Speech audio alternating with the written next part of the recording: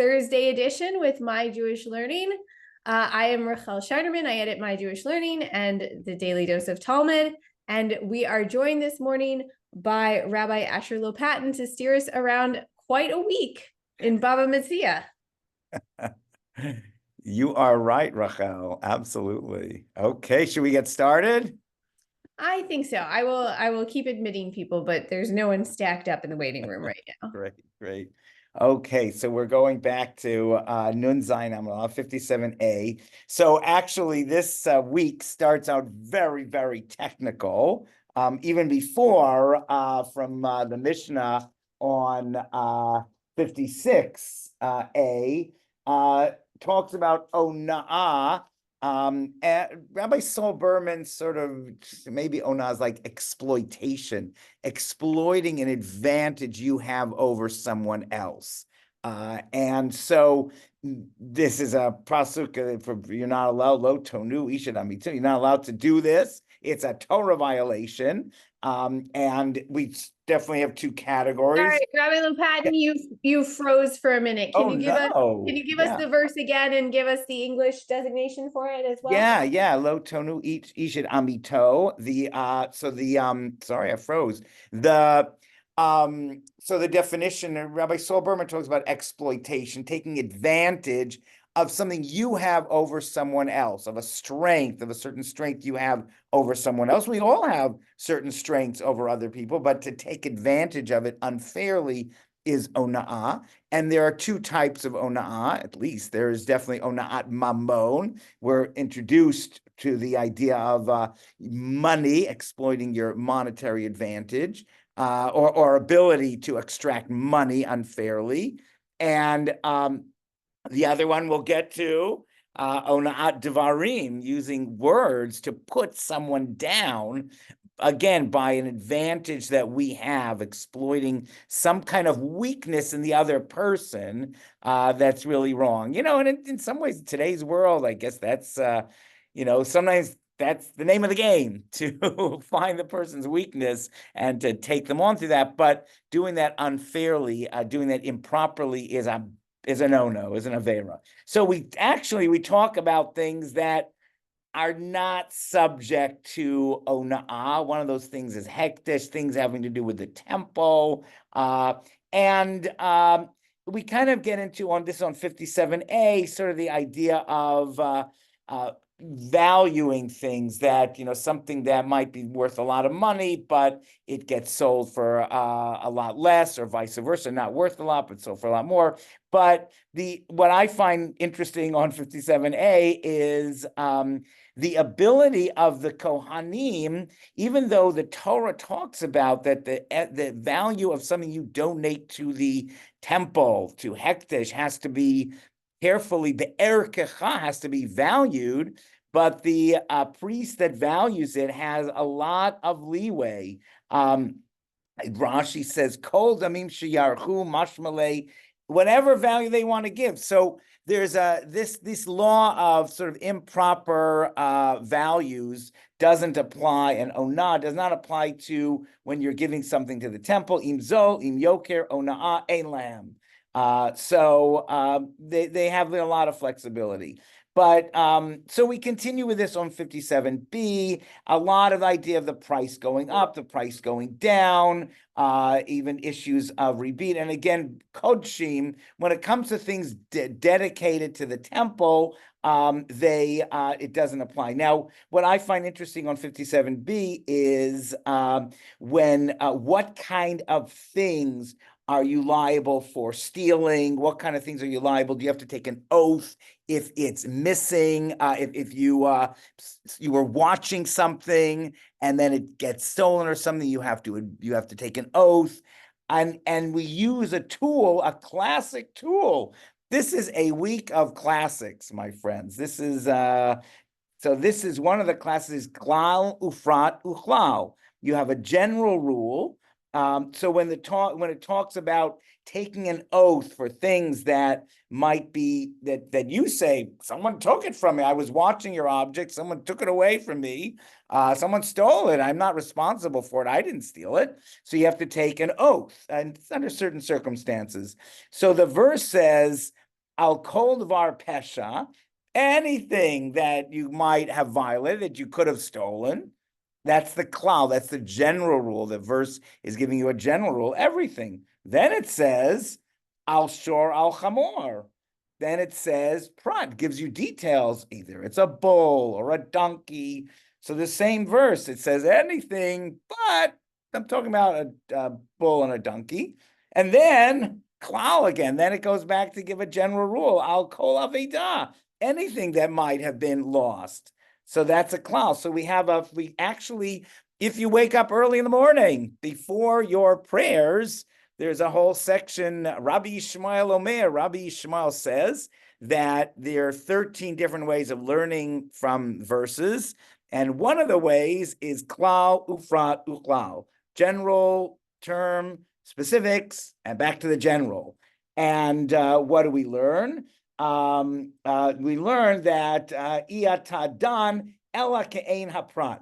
You have to somehow make the general rule of swearing if something is taken from you while you're watching it, stolen, and it has to fit into at least the category of the prat, of the detail. And so here it talks about it has to be something that can be carried and all that, not land, etc. But what I really like in this klal ufrat uchlal rule, individual thing rule, you can broaden it a little bit. I think there's a little bit of philosophy here that the value of the community and then the value of the individual and the way they intertwine, the way they work together, that you do have certain things that are communal rules, and then you have the individual has to figure out how to fit into that.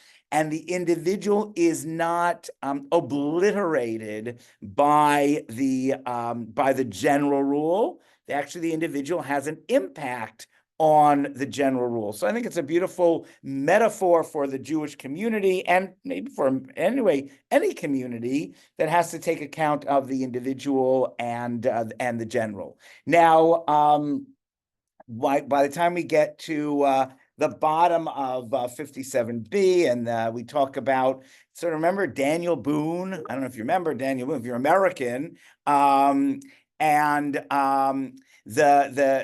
he was watching money for the community and it was stolen. So here's a case of it was, let's say all the community gave their shkalim, their half shekels, the coins that they're supposed to give for the temple. They gave it to the people in the city to take down to Jerusalem, and then it got lost. It was stolen, not lost, it was stolen.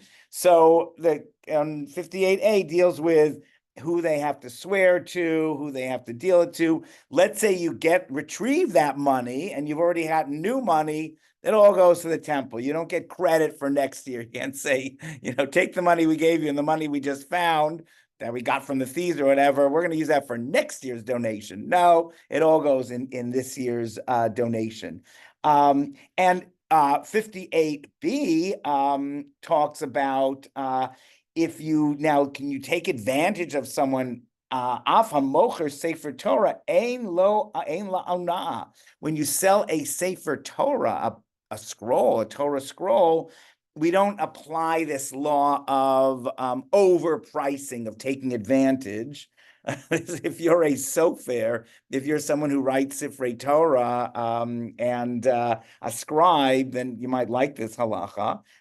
Because we say it's infinite. There's no it's priceless, a Torah. So if you charge $1 million, that's, it's not onah because it's priceless.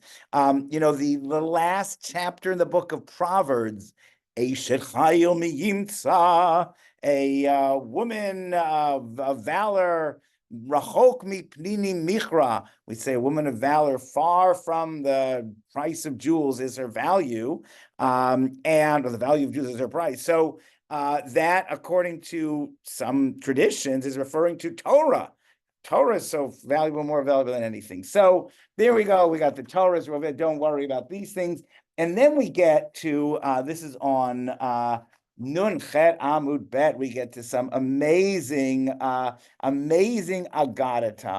And talking about and well, I say it's agadata. It's not just kibitzing stuff. It's important halachot, and actually, this is brought down lahalacha for law in the Shulchan Aruch and Maimonides.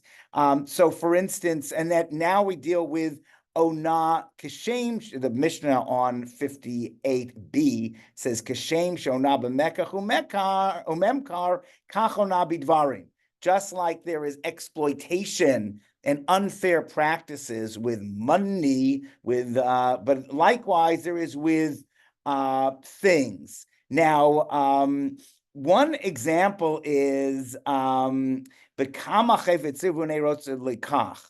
if you say, hey, just it's a really interesting thing to go into a store and to say, how much is this? How much, if you have no desire to buy it.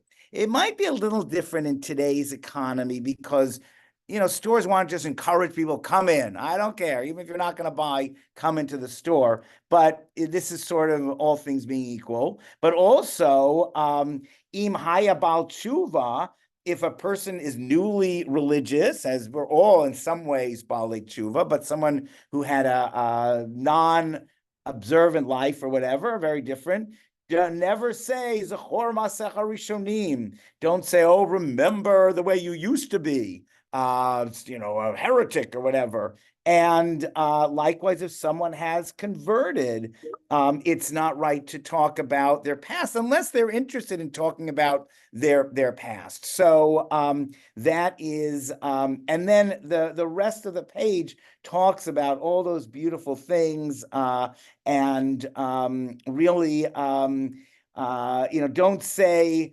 Some of them are so poignant. Some of these are actually. You could see people saying it. Im haya ger v'alumot Torah, if he was a convert and he came to learn Torah, don't say, oh, this mouth that ate all these bugs and treifadika things should come to learn Torah that God has given us.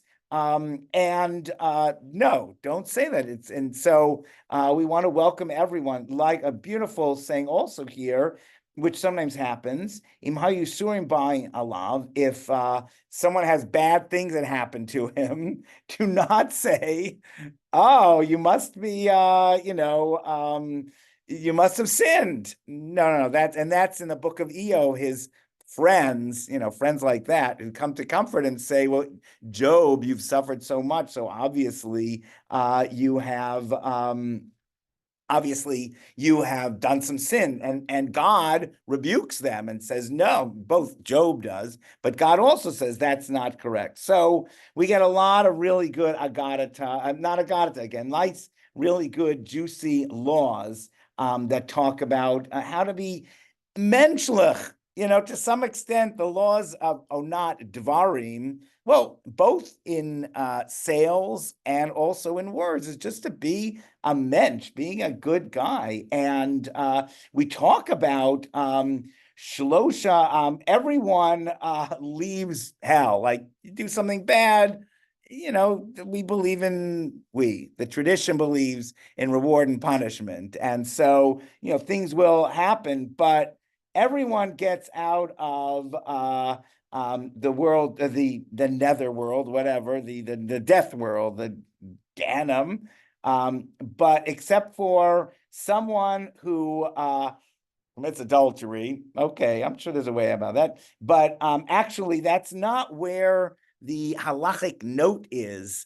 But hamal b'mpnei chaveru barabim, if you embarrass someone in public, that is something that the Talmud is saying it's going to be very difficult to get out of hell. I mean, I don't want to say never say never, but it's going to be very difficult. And then this is really interesting. Actually, my son talks about this, Judah.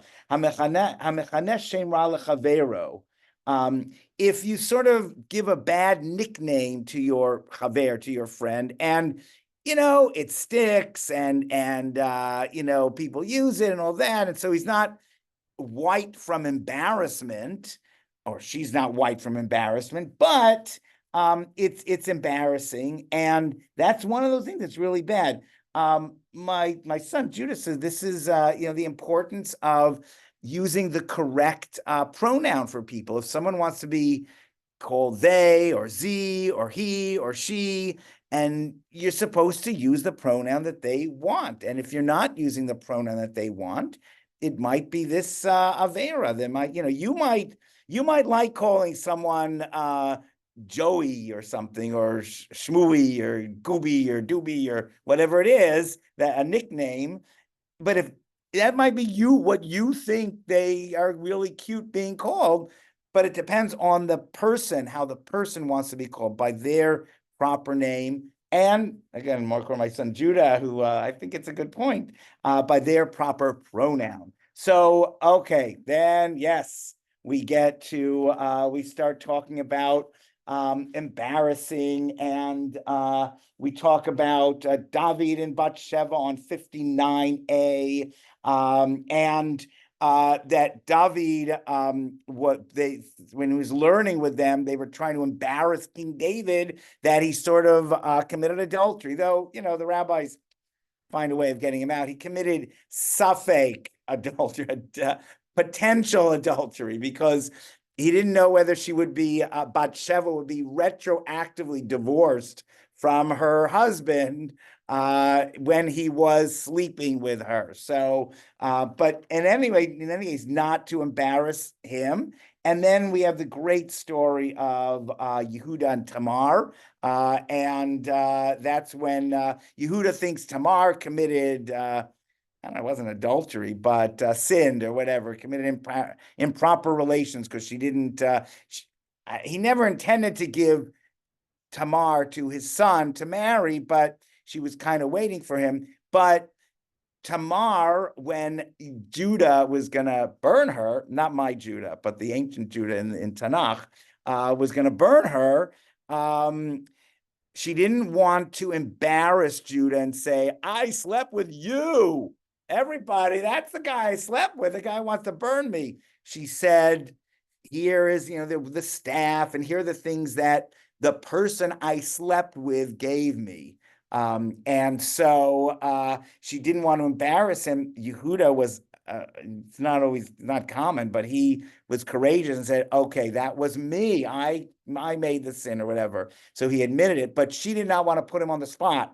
So she didn't want to embarrass him. So our rabbis say, better to go into a fiery furnace than to embarrass someone.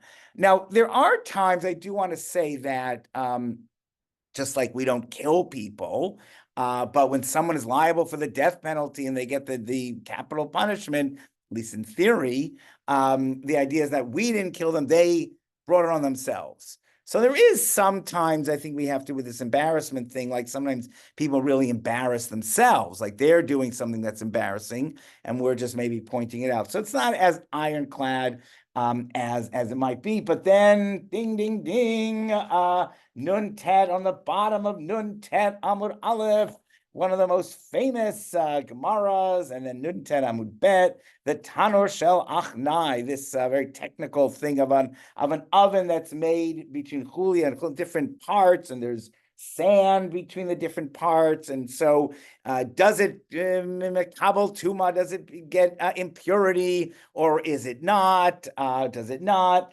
And Rabbi Eliezer, he's the lenient guy. He says, no, it doesn't accept impurity. And the rabbis say, and that's the way we rule, it does accept impurity. It's an amazing story of that we do not rely on. So Rabbi Eliezer uses all sorts of magical tricks, not magical tricks, what he thinks is divine's involvement in affirming his opinion. So not using, let's say, theoretically logic, but maybe you could say tradition. There's a whole discussion of this. Is he the more traditional one, Rabbi Eliezer? And the rabbis, including Rabbi Hoshua, is more logical, using rationale, the rational mind. But in any case, Rabbi Eliezer is kind of trying to bring in God to support his point. Like, this will the Beit Midrash, the study hall will tilt and the walls will tilt and all sorts of things to show he's right. And finally, he brings the heavenly voice that says, you're right, Rabbi Eliezer is right, the halacha is like Rabbi Eliezer. And Rabbi Yeshua boldly says that maybe the most famous line in the Talmud, Lo b'shamayim hi, it's not in heaven. A great book by Rabbi Eliezer Berkowitz, Professor Dr. Rabbi Eliezer Berkowitz, not in heaven. Lo b'shamayim hi, we don't rule. God doesn't paskin halacha. God doesn't make the law, doesn't rule, doesn't determine the law. God gave it to us at Sinai. That moment of Sinai is when the divine gave the authority to human beings, and therefore we go by the majority, and the majority rules against Rabbi Eliezer, and so that's a very brave sign. And then great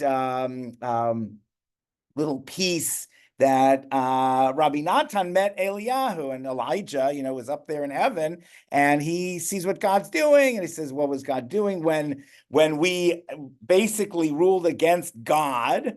The title of the book again, I'm sorry, is, in English, it's Not in Heaven. Not in Heaven. In Hebrew, it's Halacha Kochav Tafkidah. It's like a different kind of title, but it's a broader book by Rabbi Eliezer Berkowitz. And basically, God said that God was laughing. God was, Nitzchuni banai. Oh, God was so happy that God's children were learning Torah and really had taken ownership of Torah. And it's such a powerful idea. Certainly I remember talking about it with a very wonderful conservative rabbi who was a friend, and we were learning this, and he really ran with it. So, the more progressive, modern you are, the more you love this.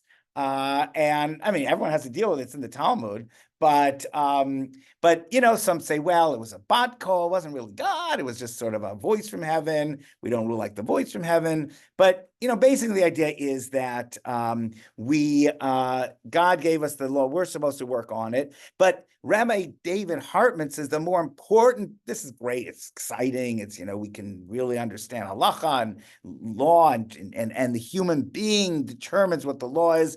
Just like we said a few dapim ago, that the Kohen could determine what the value was, and the Torah gives the Kohen, the priest, the authority to determine whatever the priest thinks the value of the thing being donated to the temple is. Likewise, the Torah gives authority to human beings to determine what the law is. But the Rabbi David Hartman says the more important part of the story is, why is this story in this place? Because we're talking about words that hurt. And the sad thing is, Nebuch, after Rabbi Eliezer, okay, he maybe went too far. Maybe they really had to stand up to him and make a point, but they, Rabbi Eliezer, anything that day when they ruled against Rabbi Eliezer. Remember, Rabbi Eliezer was the lenient opinion. He said, this oven doesn't become impure. Everything that Rabbi Eliezer said was not impure, was pure. They said impure, and they burnt everything, and then they nimnu alav uverchu, they cursed him, they excommunicated him. They acted a little bit radical, maybe too much. And so it's a little bit, and then the story gets very sad, and he causes the death of people, and his wife tries to hold him back. And it's just a very sad, bitter story. I think that, and I argue with some people that the Haggadah, when it talks about the wicked son, remember that? You probably had good discussions at your seders about that. It says, Hakhet Shinav, it gives like, oh, yell at him, scream at him, and I think the Haggadah is telling us, no, that's one way, but probably not the right way of dealing with it. This also seems, the Talmud seems like this is a little bit rash. This is not the right way of dealing with it. It's funny because Rabbi Yoshua and Rabban Gamliel are allies here. And if you remember way back against Rabbi Eliezer, if you remember way back in Brachot, Rabbi Yoshua and Rabban Gamliel are fighting with each other. So anyway, this is a big story. But you know what? But wait, there's more, because actually we have to get through a little bit, but there's another very, very important, iconic situation here. So we continue. I'll just say one other thing is this beautiful statement that Rama Gamliel says, that his wife, actually Rebbe Eliezer's wife, says, "Kol hasharim nin alin chutz mishare ona." That even if all the gates are shut, the gates of tears, the gates of being unfairly exploited, ganged up on, bullied, maybe ona can be also bullying. Those have not been sealed. God listens to those. So God might say, your prayers, I've had enough. I've had enough of your sacrifices. But when there are tears, when God hears that someone has been bullied, God listens to them. So, and Rebbe Eliezer was kind of bullied, actually. It's kind of funny, but that doesn't make a difference. The halacha is not like him. So then on 60A, we kind of get to, this was our 59B, 60A, we talk about how much can you adulterate your wine with water. We were in Berkeley, we used to think that the Kiddush wine was mixed with water way back in Berkeley in the 70s, but who knows? But you got to be careful. If you sell it and that's the way it's done, that's okay. But if you have a middleman, a tagar, that person might know that it's adulterated with water, but the person they sell it to might not know. So there are issues with the middleman. Then we get to I know we have 3 minutes, but the Mishnah on 68, don't miss out on it. It's about, can you give sweets and nuts to kids to attract them to your store, and they'll come to your store instead of the other person's store.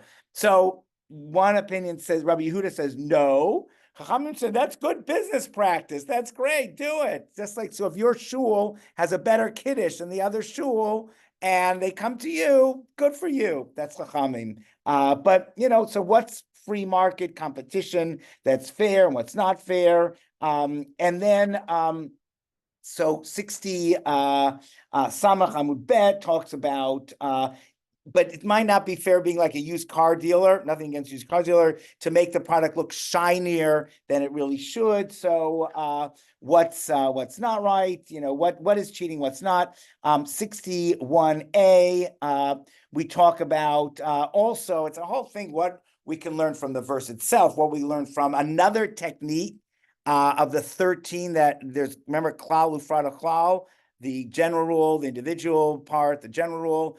This is, or the detail, this is Gzera Shava, all different ways of learning.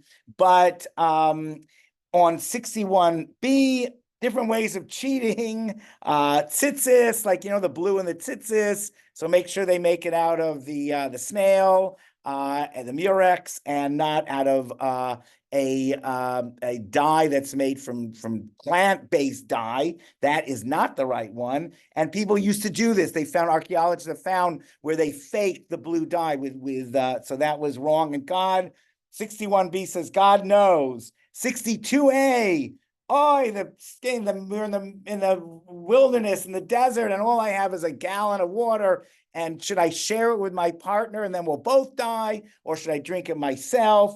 Classic. That's a classic. Rabbi Akiva says, don't steal it from your friend, but you can use it. It's yours. Your life comes first. Ben Petura says, no, you shouldn't see your friend die. And then we get to other thing. Now we get to interest and charging interest, and interesting, like a lot of commodity pricing. What is the price? Inflation, commodities, and some really interesting things. If you're like that kind of stuff. There's a sarsur, a middleman, which in modern day Hebrew is a pimp. I looked at that translation, but here it just means a middleman. And finally, we'll on today, 64A, that's where we are today. When you get more money back than you accepted, futures, the whole idea of futures, and if you accept the possibility of it going up or down, that's okay. But if you give someone money and you only benefit from that, that could be interest. Finally, 64B, if you give someone a loan, you can't benefit from other things like living in their house or anything like that, because that could be considered interest. So big topic the next week or so or more, we're dealing with interest and being very careful with that. And Rachel, I think there we are. There we are. What a week. Sometimes some weeks where things are just very technical and it'll feel a little slower and we have to really dig to find interesting material. This was not one of the weeks, and I always marvel at how you can manage to pull so much out of the daf in 30 minutes for us. So thank you so much. Lots of really exciting classic text for it seems like the discussion of competitive kiddish spread really lit up the comments there, which was funny. Because I was also thinking, I spent a summer in Rhode Island, and the synagogue we attended was the first one I'd ever seen that served Shabbat lunch after service. There you go. So nice, because you don't have to worry about lunch, and everybody stays and eats together. I was like, wow, this would make me, this would do it. This would make me a member of a shul. So it's real. Anyway, we are going to leave it there. Thank you everybody for your comments and for your participation. Thank you, Rabbi Lopatin, for steering us around these 7 really exciting Daf Yomi Talmud. And we will see you all in this space in 1 week's time on May 9th next, but we'll always be in your inbox at 5 a.m. Eastern in the meantime. Okay, bye everyone. Thank you. Koach, everyone, keep learning. Beautiful. Shkoyach. L'chaim. Take care.